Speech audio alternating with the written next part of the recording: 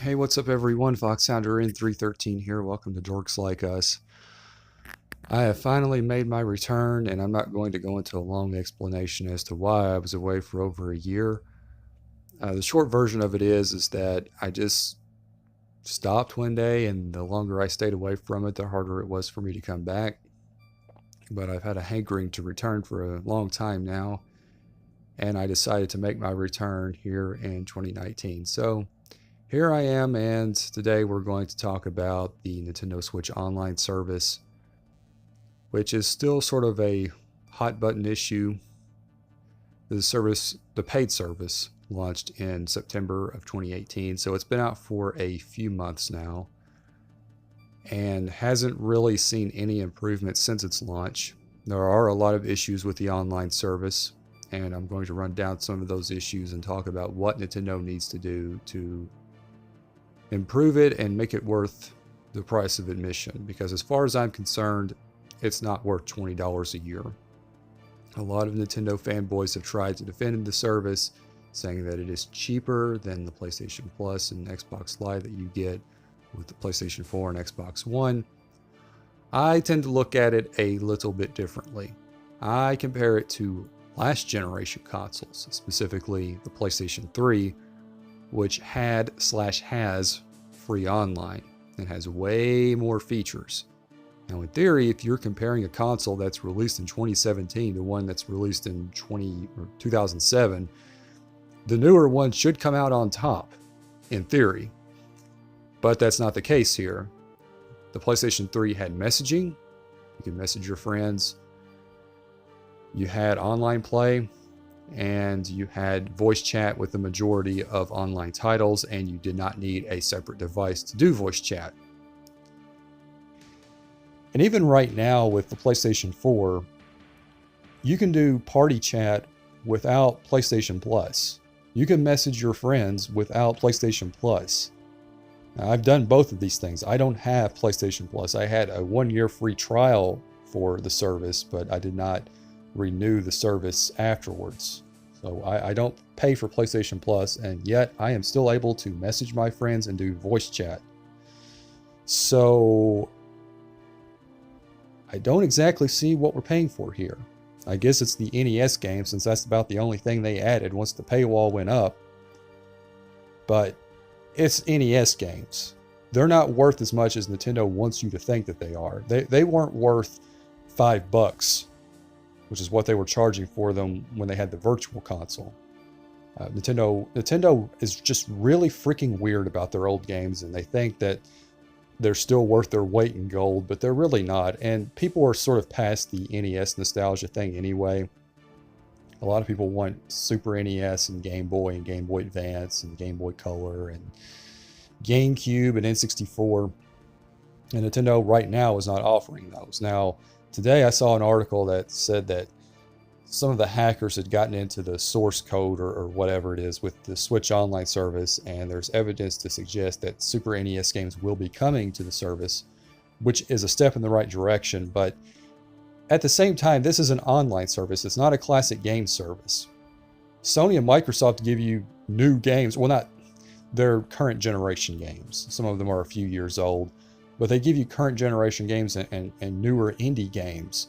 And they push those as a bonus, not as the main selling point. With Nintendo, with the Switch Online service, that's what you're paying for. You're not really paying for the online because they didn't improve that in any way, so far at least. You're paying for the old games. But again, it's an online service. The online should be the selling point, but there aren't enough features there to back it up. You cannot message your friends even through the stupid mobile app. You have to do voice chat through the mobile app if you want to do voice chat, or you just use Discord. There's no achievement system. It's just behind in every way imaginable. It's behind last generation consoles, and it is behind current generation consoles. And it is not worth the $20 price point, in my humble opinion. One more thing I want to point out with the NES games. I had a 7-day free trial of the Switch Online service. And one of the things that I noticed was that you cannot do what's the word I'm looking for? You can't map the buttons to do what you want. Like you can't swap A and B with the game. So like A is A and B is B, essentially, right? Which on paper sounds correct. But when you're playing a platformer with a Switch controller, you expect B to be the jump button. That's sort of where your thumb naturally rests. And Nintendo has had that sort of controller design a lot longer than they've had like the NES controller design where A and B were side by side. B is kind of what you expect to be the jump button in most modern games. And if you're used to that, you can't switch it with the NES app. A is A, B is B, so it's really awkward. And for me personally, that makes the majority of those games virtually unplayable. I'm not going to relearn, reprogram myself to do it that way, because in most other systems, even with like Virtual Console on the Wii U, you could change the button mapping. So, or you had custom button mapping, whatever you want to call it. And that's another thing. The Switch Online service in many ways seems like a regression from even Nintendo's previous console. Not even taking into account, not even comparing it to other systems. Just looking at comparing it to the Wii U, you have that. You have the lack of custom button mapping. And with the Wii U, you could message your friends. You had to do it through the Miiverse, which wasn't the most optimal way of doing things, but you could at least message your friends. And you had friend IDs. You didn't have the codes like you have right now, the friend codes. You just entered their ID. Nintendo might have fixed that now. I'm not entirely sure. When it launched, though, you had friend codes, which is silly.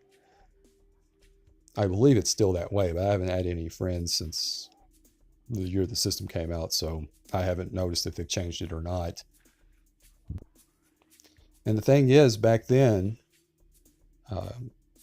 games that had online, that had voice chat, did it through the system. They didn't require a separate device for that.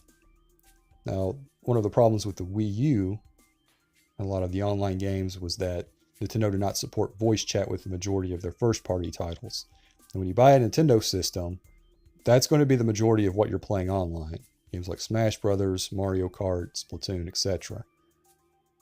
So not having voice chat in any of those games was kind of a problem. Mario Kart 8 technically had it, but it was limited to just the pre-game lobby. Now with the Switch mobile app, you can do voice chat in Mario Kart 8 during races, and you can actually do it with strangers, which is surprising. I'm actually surprised that Nintendo allows people to do that. But again, it's through an app. Now the app wouldn't be a problem if it were optional, but the fact that they're basically forcing it down your throat if you want to do voice chat is a problem, because most people would just rather do it through the system. If it were presented as an option, it would be perfectly fine, but the way that it's implemented right now, and the fact that it's the only way to do voice chat, is a problem. So yeah, it's a step back from even the Wii U in many respects. And that's the thing, you expect these things to get better as they go along. You expect with each new console, the online is going to get better and better, and you're going to get more features. You're actually getting less, or in the case of voice chat, it's just implemented in a really ridiculous way. Even with like the classic game selection, a lot of us would prefer to just have the Virtual Console and pick the games that we want instead of paying a premium for a lot of games that we don't, and paying a premium to keep the ones that we do want. People try to spin it like you're saving money because you're just paying $20 a year for it. Like I've established, though, you're just really paying for that. You're really just paying for the NES games. So you've got a lot there that you're not going to want or not play. And then you're having to continually pay that premium for the handful of games that you do want.